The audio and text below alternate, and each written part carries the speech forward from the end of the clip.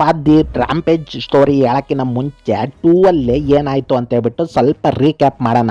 Last ಅಲ್ಲಿ ಪುಷ್ಪಣ್ಣ ನಮ್ಮ ಬುಗ್ಗಾರೆಡ್ಡಿನ ಸಾಯಿಸೋದ್ರಲ್ಲಿ ಅವ್ರ ಅಪ್ಪನೋ ಜೊತೆಗೆ ಸಾಯ್ಸಾಕ್ಬಿಡ್ತಾನೆ ಗುರು. ಈ ವಿಷಯ ಬುಗ್ಗಾರೆಡ್ಡಿ ಅವ್ರ ದೊಡ್ಡಪ್ಪ ಪಾರ್ಟಿ ಇನ್ಚಾರ್ಜ್ ಆದ ಪ್ರತಾಪ್ ರೆಡ್ಡಿಗೆ ತುಂಬಾ ಕೋಪ ಬಂದ್ಬಿಡುತ್ತೆ ಗುರು. ಆಕ್ಚುಲಿ ಪ್ರತಾಪ್ ರೆಡ್ಡಿ ದೊಡ್ಡ ಪುಡಾಂಗೆ ಗುರು. ಅವನು ಪಾರ್ಟಿ ಇನ್ಚಾರ್ಜ್ ಜೊತೆ ಸೆಂಟ್ರಲ್ ಮಿನಿಸ್ಟರ್ ಕೂಡ ಆಗಿರ್ತಾನೆ.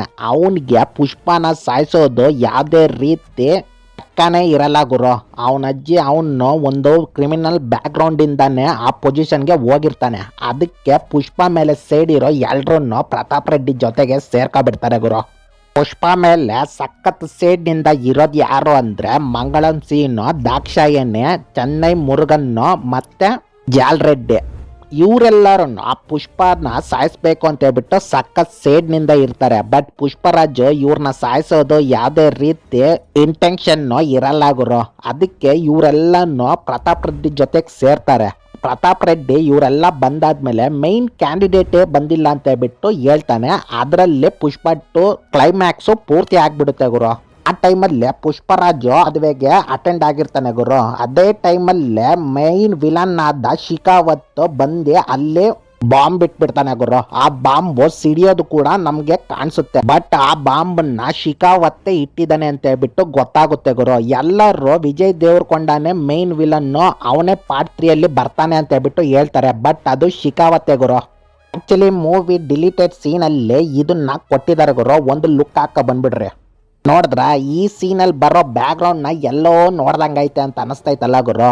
ಅದೇ ಗುರು ಪುಷ್ಪರಾಜ್ನ ಸಾಯಿಸಕ್ಕೆ ಶಿಖಾವತ್ ದಾನ ಮಾಡ್ಕೊಂಡ್ಬಿಡ್ತಾನಲ್ಲ ಗುರು. ಆ ಟೈಮಲ್ಲಿ ಅವನ ಜೊತೆ ಇದ್ದಿದ್ದ ಬ್ರಹ್ಮಾಜಿ ಅನ್ನೋ ಪೊಲೀಸು ಆಚ ಕಡೆ ಬಂದ್ಬಿಡ್ತಾನೆ ಗುರು.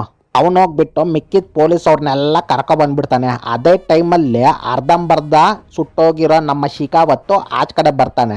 ಆ ನನ್ನ ಮಗನ್ನ ಹೆಂಗೋ ಮಾಡಿ ರಕ್ಷಿಸ್ತಾರೆ. ಆಮೇಲೆ ಶಿಖಾವತ್ತು ಮನ್ಸಲ್ಲಿ ಅನ್ಕೊಂತಾನೆ, ನಾನೇನು ಗುರು ಸಾಯ್ಬೇಕು, ಇದಕ್ಕೆಲ್ಲ ಕಾರಣ ಆಗಿರೋದು ಪುಷ್ಪರಾಜು. ಆ ನನ್ನ ಮಗನ್ನ ಸಾಯಿಸ್ಬಿಟ್ರೆ ಸಾಕಾಗುತ್ತಲ್ಲ ಅಂತ ಹೇಳ್ಬಿಟ್ಟು ಅಂತ ಅನ್ಕೊಂಡು ಪ್ರತಾಪ್ ರೆಡ್ಡಿ ಜೊತೆ ಬಂದು ಕೈ ಜೋಡಿಸ್ಬಿಡ್ತಾನೆ ಗುರು. ಇವಾಗ ಇವರೆಲ್ಲರ ಟಾರ್ಗೆಟ್ ಬಂದ್ಬಿಟ್ಟು ಪುಷ್ಪರಾಜ್ ಮಾತ್ರ. ಆ ನನ್ನ ಮಗನ್ನ ಡೈರೆಕ್ಟ್ ಆಗಿ ಏನು ಕಿತ್ಕೊಳಕ್ ಆಗಲ್ಲ, ಇಂಡೈರೆಕ್ಟ್ ಆಗಿ ಏನೋ ಒಂದು ಮಾಡಿ ಸಾಯಿಸ್ಬೇಕು. ಅದಕ್ಕೆ ಶಿಖಾವತ್ತು ಒಂದು ಪ್ಲಾನ್ ಮಾಡಿ ಅವ್ರ ಅಣ್ಣನ ಮಗಳ ಮದುವೆಯಲ್ಲಿ ಬಂದು ಬಾಂಬ್ ಬಿಟ್ಬಿಡ್ತಾನೆ ಗುರು. ಈ ಒಂದು ಬ್ಲಾಸ್ಟ್ ಅಲ್ಲಿ ಪುಷ್ಪರಾಜು ಸತ್ತೋಗ್ಬಿಟ್ಟಿದ್ದಾನೆ ಅಂತ ಹೇಳ್ಬಿಟ್ಟು ಅವರೆಲ್ಲರೂ ಫುಲ್ ಖುಷಿಯಿಂದ ಇರ್ತಾರೆ ಗುರು. ಬಟ್ ಪುಷ್ಪರಾಜು ಸತ್ತೋಗಿರಲ್ಲ.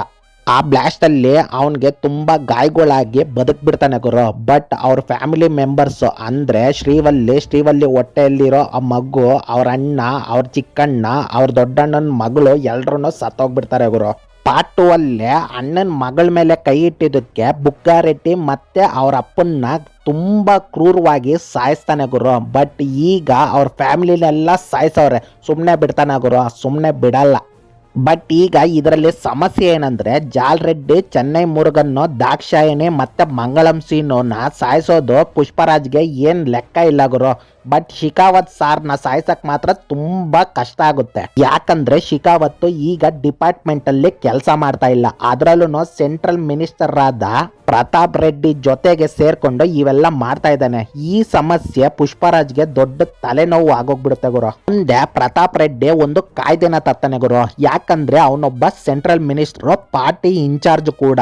ದೇಶದಲ್ಲಿ ಯಾವುದೇ ರೀತಿ ಸ್ಮಗ್ಲಿಂಗು, ಅದರಲ್ಲೂ ಕೆಂಪು ಚಂದನದ ಸ್ಮಗ್ಲಿಂಗ್ ಆಗ್ಬಾರ್ದು ಅಂತ ಹೇಳ್ಬಿಟ್ಟು ಒಂದು ಕಾಯ್ದೆನ ತಂದು ದೇಶ ಪೂರ್ತಿ ಒಂದು ಐ ಅಲರ್ಟ್ ನ ಸ್ಟಾರ್ಟ್ ಮಾಡ್ಬಿಡ್ತಾನೆ ಗುರು. ಆಮೇಲೆ ಪುಷ್ಪರಾಜ್ನ ಅರೆಸ್ಟ್ ಕೂಡ ಮಾಡ್ತಾನೆ ಗುರು. ಆಮೇಲೆ ಅವನಿಗಿರೋ ಇನ್ಫ್ಲುಯೆನ್ಸ್ ಅಲ್ಲಿ ಪುಷ್ಪರಾಜ್ನ ಎನ್ಕೌಂಟರ್ ಮಾಡಿಸ್ಬೇಕು ಅಂತ ಹೇಳ್ಬಿಟ್ಟು ದುಡ್ಡು ಕೊಟ್ಟು ಪ್ಲಾನ್ ಮಾಡ್ತಾನೆ ಗುರು. ಮುಂದೆ ಪುಷ್ಪರಾಜ್ನ ಎನ್ಕೌಂಟರ್ ಮಾಡಬೇಕು ಅಂತ ಹೇಳ್ಬಿಟ್ಟು ಯಾವುದೋ ಒಂದು ಕಾಡ್ಗೆ ಕರ್ಕೊಂಡು ಹೋಗ್ತಾರೆ ಗುರು. ಅಲ್ಲಿ 10 ರೌಂಡ್ಸ್ ಬುಲೆಟ್ಸ್ ನ ಫೈರ್ ಮಾಡ್ತಾರೆ ಗುರು. ಅದರಲ್ಲಿ 8 ಬುಲೆಟ್ ಪುಷ್ಪರಾಜ್ಗೆ ತಗಲುತ್ತೆ ಗುರು. ಹೆಂಗೋ ಫೈಟ್ ಎಲ್ಲ ಮಾಡಿ ಪುಷ್ಪರಾಜು ಅಲ್ಲಿಂದ ಶೇಷಾಚಲಂ ಕಾಡ್ಗೆ ತಪ್ಪಿಸ್ಕೊಂಡು ಓಡೋಗ್ಬಿಡ್ತಾನೆ ಗುರು. ಈ ಕಡೆ ಪ್ರತಾಪ್ ವರ್ಮಾ ಪುಷ್ಪರಾಜ್ನ ಹಿಡ್ಕೊಂಡು ಬಂದಿರೋರ್ಗೆ ರಿವಾರ್ಡ್ ಕೂಡ ಅನೌನ್ಸ್ ಮಾಡ್ಬಿಡ್ತಾನೆ ಗುರು. ಅದು ಯಾವ ಲೆವೆಲ್ಗೆ ಇರುತ್ತೆ ಅಂದ್ರೆ ಲೈಫ್ ಟೈಮ್ ಸೆಟ್ಲ್ಮೆಂಟ್ ಆಗಿರೋಷ್ಟು ಅಮೌಂಟ್ ನ ಪೊಲೀಸ್ ಅವ್ರಿಗೆ ಆಸೆ ತೋರಿಸ್ಬಿಟ್ಟು ಹಗಲು ರಾತ್ರಿ ಅಲ್ದಿರ ಹುಡುಕ್ಸ್ತಾನೆ ಗುರು. ಆಮೇಲೆ ಪೊಲೀಸ್ ಅವ್ರಿಗೆ ಕಾಡಲ್ಲಿ ಪುಷ್ಪರಾಜ್ ಅವ್ರದ್ದು ಬಾಡಿ ಸಿಗಲ್ಲ. ಅವನು ಹಾಕೊಂಡಿರೋ ಅಂಗಿ ಸಿಗುತ್ತೆ. ಆ ಅಂಗಿಯಲ್ಲಿ 8 ಬುಲೆಟ್ ಫೈರ್ ಆಗಿರೋದನ್ನ ಪೊಲೀಸ್ ಅವ್ರನ್ನ ಕಂಡಿಡಿತಾರೆ. ಈ ವಿಷಯ ಮೀಡಿಯಾದಲ್ಲಿ ಲೀಕ್ ಆಗ್ಬಿಡುತ್ತೆ ಗುರು. ಈ ವಿಷಯ ಆಚ ಕಡೆ ಬಂದು ಸ್ವಲ್ಪ ಹೊತ್ತಲ್ಲಿ ಜನಗಳೆಲ್ಲ ದಂಗೆ ಎದ್ಬಿಡ್ತಾರೆ ಗುರು. ಪುಷ್ಪರಾಜು ನೀವ್ ಅನ್ಕೊಂಡಷ್ಟು ದೊಡ್ಡ ಸ್ಮಗ್ಲರ್ ಏನಲ್ಲ, ನಮ್ಗೆಲ್ಲ ಒಳ್ಳೇದೇ ಮಾಡಿದಾನೆ ಅಂತ ಹೇಳ್ಬಿಟ್ಟು ಜನಗಳೆಲ್ಲ ಪುಷ್ಪರಾಜನ್ ಪರ ನಿಲ್ತಾರೆ ಗುರು. ಈ ವಿಷಯದಲ್ಲೇ ಜನಗಳು ಪೊಲೀಸ್ ಅವ್ರಿಗೆ ಯಾವ್ದೇ ರೀತಿ ಕೈ ಜೋಡ್ಸಲ್ಲ ಗುರು. ಯಾಕಂದ್ರೆ ಪುಷ್ಪರಾಜ್ ಅವರು ಜನಗಳಿಗೋಸ್ಕರ ತುಂಬಾ ಕೆಲಸಗಳು ಮಾಡಿರ್ತಾನೆ ಗುರು.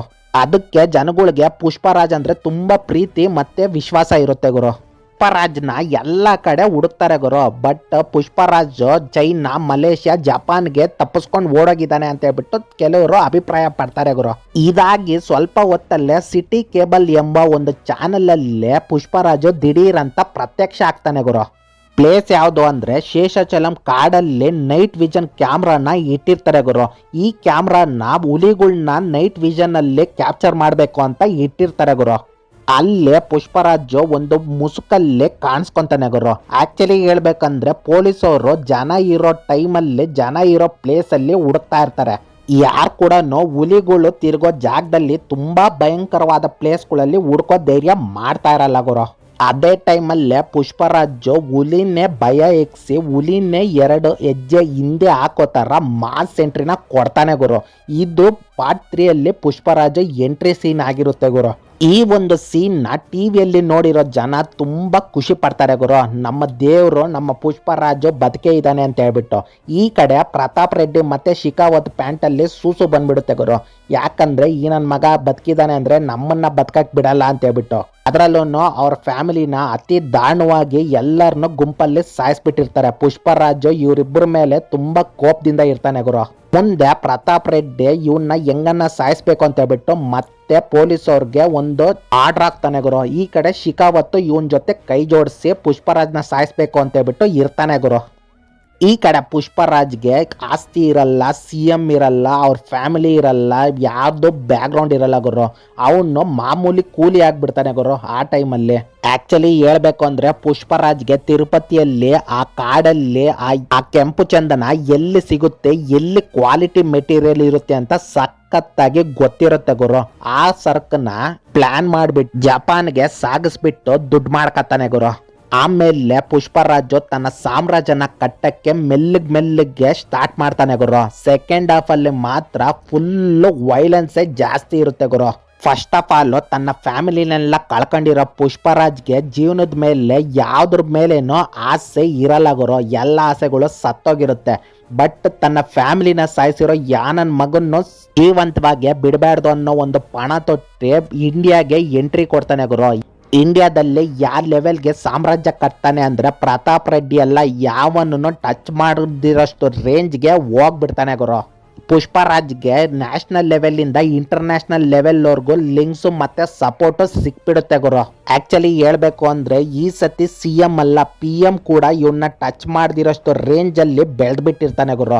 ಆಮೇಲೆ ಪ್ರತಾಪ್ ರೆಡ್ಡಿನ ಅವನ್ ಪೋಸ್ಟ್ ಕೂಡ ಕಿತ್ತಾಕ್ಬಿಡ್ತಾನೆ ಗುರು. ಶಿಖಾವತ್ ಮತ್ತೆ ಪ್ರತಾಪ್ ರೆಡ್ಡಿಗೆ ಇನ್ನೂ ಜಾಸ್ತಿ ಉರ್ಸ್ಬಿಡ್ತಾನೆ ಗುರು. ನಾನು ಫಸ್ಟೇ ಹೇಳ್ದಂಗೆ ಪ್ರತಾಪ್ ರೆಡ್ಡಿ ಒಂದು ದೊಡ್ಡ ಕ್ರಿಮಿನಲ್ ಆಗಿರ್ತಾನೆ ಗುರು. ಅವನು ಅದೇ ಒಂದು ಬ್ಯಾಕ್ ಗ್ರೌಂಡ್ ಅಲ್ಲೇ ಇಷ್ಟು ದೊಡ್ಡ ಪೊಸಿಷನ್ಗೆ ಹೋಗಿರ್ತಾನೆ ಗುರು. ಮುಂದೆ ಅವನು ಇಷ್ಟಪಟ್ಟು ಕಟ್ಕೊಂಡಿರೋ ಆ ಪೊಸಿಷನ್ ನ ಪುಷ್ಪರಾಜು ಅವನಿಂದ ಕಿತ್ಕತಾನೆ ಗುರು. ಇದಕ್ಕೆ ಪ್ರತಾಪ್ ರೆಡ್ಡಿ ತುಂಬಾ ಕೋಪದಿಂದ ಒಂದು ಫೋನ್ ಕಾಲ್ ಮಾಡ್ತಾನೆ ಗುರು. ಒಂದ್ ಕಡೆ ಸಿಂಡಿಕೇಟ್ ಮೆಂಬರ್ಸ್ ಆದ ದಾಕ್ಷಾಯಣಿ, ಮಂಗಳಂ ಸೀನು, ಜಾಲ್ರೆಡ್ಡಿನ ಕರೆದ್ರೆ ಇನ್ನೊಂದು ಕಾಲ್ ಅಲ್ಲಿ ಅವನ್ಗೆ ಸಪೋರ್ಟ್ ಮಾಡ್ಕೊಂಡು ಬಂದಿರೋ ಕ್ರಿಮಿನಲ್ಸು ಮತ್ತೆ ಗ್ಯಾಂಗ್ಸ್ಟರ್ಸು ಅವನ ಫ್ರೆಂಡ್ಸ್ನೆಲ್ಲ ಒಂದು ಮೀಟಿಂಗ್ಗೆ ಕರಿತಾನೆ ಗುರು. ಈ ಒಂದು ಪರ್ಟಿಕ್ಯುಲರ್ ಮೀಟಿಂಗು ಪ್ರೀ ಕ್ಲೈಮ್ಯಾಕ್ಸ್ ಅಲ್ಲಿ ನಡಿಬಹುದು ಗುರು. ಈ ಒಂದು ಪರ್ಟಿಕ್ಯುಲರ್ ಮೀಟಿಂಗ್ ಅಲ್ಲಿ ಯಾವ ಲೆವೆಲ್ಗೆ ಕಾನ್ವರ್ಜೇಷನ್ ಆಗುತ್ತೆ ಅಂದ್ರೆ ಪುಷ್ಪರಾಜ್ನ ಸಾಯಿಸಿದ್ರೆ ಸಿಂಡಿಕೇಟ್ ಅಲ್ಲಿ ಮೆಂಬರ್ಶಿಪ್ ಅಲ್ದಿರ ಆ ಕಾರ್ಡ್ನೆಲ್ಲ ನಿಮ್ಗೆ ಕೊಡ್ತೀನಿ, ನನ್ನ ಎಲ್ಲ ಆಸ್ತಿನ ನಿಮ್ಮ ಹೆಸರಲ್ಲಿ ಬರಿತೀನಿ ಅಂತ ಹೇಳ್ಬಿಟ್ಟು ಆರ್ಡರ್ ಮಾಡ್ತಾನೆ ಗುರು. ಈಗ ಮೈನ್ ಕ್ಲೈಮ್ಯಾಕ್ಸು ಸ್ಟಾರ್ಟ್ ಆಗುತ್ತೆ ಗುರು. ಫಸ್ಟ್ಗೆ ಚೈನಾ ಡೀಲರ್ ಇಂದ ಪುಷ್ಪರಾಜ್ಗೆ ಒಂದು ಕಾಲ್ ಬರುತ್ತೆ ಗುರು. ಆ ಡೀಲ್ ಹೆವಿ ಅಮೌಂಟ್ ಅಲ್ಲಿ ಇರೋದ್ರಿಂದ ಪುಷ್ಪರಾಜ್ ಡೈರೆಕ್ಟ್ ಆಗಿ ಮೀಟ್ ಆಗ್ತೀನಿ ಅಂತ ಹೇಳ್ಬಿಟ್ಟು ಒಂದ್ ಕಡೆ ಓಡ್ತಾ ಇರ್ತಾನೆ ಗುರು. ಅದೇ ಟೈಮಲ್ಲೇ ಪುಷ್ಪರಾಜ್ ಜೊತೆ ಕೆಲಸ ಮಾಡ್ತಾ ಇರೋ ಒಬ್ಬ ಪ್ರತಾಪ್ ರೆಡ್ಡಿಗೆ ಫೋನ್ ಮಾಡಿ ಈ ವಿಷಯನ ಹೇಳ್ತಾನೆ ಗುರು. ಪ್ರತಾಪ್ ರೆಡ್ಡಿ ಸಿಂಡಿಕೇಟ್ ಮೆಂಬರ್ಸ್ ಮತ್ತೆ ಶಿಖಾವತ್ಗೆ ಈ ಮ್ಯಾಟರ್ನ ತಿಳಿಸ್ತಾನೆ ಗುರು. ಅದೇ ಟೈಮಲ್ಲೇ ಶಿಖಾವತ್ ಮತ್ತೆ ಸಿಂಡಿಕೇಟ್ ಮೆಂಬರ್ಸ್ ಪುಷ್ಪರಾಜ್ ಕಾರ್ ಹಿಂದೆಗಡೆ ಚೇಸ್ ಮಾಡಕ್ಕೆ ಹೋಗ್ತಾರೆ ಗುರು. ಈ ಚೇಸ್ ಕಂಪ್ಲೀಟ್ ಆದ್ಮೇಲೆ ಪುಷ್ಪರಾಜು ಒಬ್ಬೊಬ್ಬರನ್ನೇ ಸಾಯಿಸ್ತಾನೆ ಗುರು. ಮಂಗಳಂ ಸೀನು, ದಾಕ್ಷಾಯಣಿ ಎಲ್ಲರನ್ನು ಸಾಯ್ಸಾಕ್ಬಿಡ್ತಾನೆ ಗುರು. ಚೆನ್ನೈ ಮುರುಗನ್ನು ಕೂಡ ಸಾಯ್ಸಾಕ್ಬಿಡ್ತಾನೆ ಗುರು. ಜಾಲಿ ರೆಡ್ಡಿನ ಅಂತೂ ತುಂಬಾ ಬ್ರೂಟಲ್ ಆಗಿ ಸಾಯ್ಸಾಕ್ಬಿಡ್ತಾನೆ ಗುರು. ಆದ್ಮೇಲೆ ಮಿಕ್ಕಿರೋ ಶಿಖಾವತ್ನ ಅಟ್ಟಾಡ್ಸ್ಕೊಂಡು ಹೋಗ್ಬಿಟ್ಟು ಅವನ ತಲೆನ ಕತ್ತರ್ಸಾಕ್ಬಿಡ್ತಾನೆ ಗುರು. ಆ ಕತ್ತರಿಸಿರೋ ರಭಸಕ್ಕೆ ಆ ರಕ್ತ ಎಲ್ಲ ಪುಷ್ಪರಾಜ್ ಬಾಡಿ ಮೇಲೆ, ತಲೆ ಮೇಲೆ ಬಂದು ಬೀಳುತ್ತೆ ಗುರು. ಆಗ ಪುಷ್ಪರಾಜು ತಗ್ಗೆದೆಲ್ಲೇ ಅಂತ ಹೇಳ್ಬಿಟ್ಟು ಆ ತಲೆನ ಒಂದು ಬ್ಯಾಗಲ್ಲಿ ಇಟ್ಕೊಂಡು ಕಾರ್ ಸ್ಟಾರ್ಟ್ ಮಾಡಿ ಓಡ್ತಾನೆ ಗುರು. ಅದಾದ್ಮೇಲೆ ಮಾಸ್ BGM ಜೊತೆಗೆ ಪ್ರತಾಪ್ ರೆಡ್ಡಿ ಗೇಟ್ ನ ಹೊಡೆದಾಕಿ ಪ್ರತಾಪ್ ರೆಡ್ಡಿ ಅವರಿರೋ ಬೆಡ್ರೂಮ್ಗೆ ಬಂದು ಕಾರ್ನ ಸ್ಟಾಪ್ ಮಾಡ್ತಾನೆ ಗುರು. ಆಗ ಪುಷ್ಪರಾಜು ಪ್ರತಾಪ್ ರೆಡ್ಡಿ ಜೊತೆಗೆ ನಿನ್ನ ತಮ್ಮನ್ನ ಅವನ ಮಗನ್ನ ತಪ್ಪು ಮಾಡಿದೀನಿ ಅಂತ ಸಾಯಿಸ್ತೆ, ನನ್ನ ಫ್ಯಾಮಿಲಿ ಏನ್ ತಪ್ಪು ಮಾಡಿತ್ತು, ನನ್ನನ್ನ ಸಾಯಿಸ್ಬೇಕಿತ್ತು ನೀನು ಅಂತ ಬಿಟ್ಟು ಡೈಲಾಗ್ ಹೊಡಿತಾನೆ ಗುರು. ಆಗ ಪ್ರತಾಪ್ ರೆಡ್ಡಿ ನಿನ್ನ ಸಾಯಿಸಿದ್ರೆ ನನಗೇನ್ ಬರುತ್ತೆ, ನನ್ನ ಪೇಯ್ನು ನಾನು ಅನುಭವಿಸಿರೋ ಒಂದು ದುಃಖನ ನೀನ್ ಅನುಭವಿಸ್ಬೇಕು ಅಂತ ಹೇಳ್ಬಿಟ್ಟು ನಿನ್ನ ಫ್ಯಾಮಿಲಿನ ಸಾಯಿಸ್ತೆ ಅಂತ ಹೇಳ್ಬಿಟ್ಟು ಹೇಳ್ತಾನೆ ಗುರು. ಹಂಗೆ ಹೇಳ್ಕೊಂಡೆ ಜೋರಾಗಿ ನಕ್ಕೊಂಡು ಇರ್ತಾನೆ ಗುರು. ಇದನ್ನ ನೋಡಿರೋ ಪುಷ್ಪರಾಜು ಅದನ್ನ ನೋಡಕ್ ಆಗ್ದಿರ ಅವನ್ ತಲೆನ ಕತ್ತರ್ಸಾಕ್ಬಿಡ್ತಾನೆ ಗುರು. ಇದೆಲ್ಲ ಆಗಿ ಸ್ವಲ್ಪ ದಿನದಲ್ಲೇ ಪುಷ್ಪರಾಜು ನಾರ್ಮಲ್ ಆಗಿ ತನ್ನ ರ್ಯಾಂಪೇಜ್ ನ ಮುಂದುವರ್ಸ್ಕೊಂಡು ಹೋಗ್ತಾನೆ ಗುರು. ಇಷ್ಟೇ ಪುಷ್ಪ ದಿ ರ್ಯಾಂಪೇಜ್ ನ ಎಕ್ಸಾಕ್ಟ್ ಸ್ಟೋರಿ ಗುರು. ಸ್ಟೋರಿ ನಿಮ್ಗೆ ಏನಾದ್ರು ಇಷ್ಟ ಆಗಿದ್ರೆ like, comment, share, subscribe important ಗುರು, ಮಾಡ್ಕೊಬಿಡ್ರಿ ಗುರು. ಮುಂದೆ ನಿಮ್ಗೇನಾದ್ರೂ ಫೇವ್ರೇಟ್ ಮೂವಿಯ ಪ್ರೀಕ್ವೆಲ್, ಸೀಕ್ವೆಲ್ ಯಾವ್ದಾದ್ರು ಸ್ಟೋರಿ ಅನಾಲಿಸಿಸ್ ಎಕ್ಸಾಕ್ಟ್ ಆಗಿ ಬೇಕು ಅಂದ್ರೆ ಕೆಳಗಡೆ ಆ ಮೂವಿ ನೇಮ್ ನ ಕಮೆಂಟ್ ಮಾಡ್ರಿ ಗುರು. ಅದರಲ್ಲಿ ಒಳ್ಳೆ ಮೂವಿನ ಆಯ್ಕೆ ಮಾಡ್ಕೊಂಡು ಸ್ಟೋರಿನ ಹೇಳಕ್ಕೆ ಟ್ರೈ ಮಾಡ್ತೀನಿ ಗುರು. ಅಲ್ಲಿವರೆಗೂ tata, bye bye, see you, ಜೈ ಸನಿ ಲಿಯಾನ್.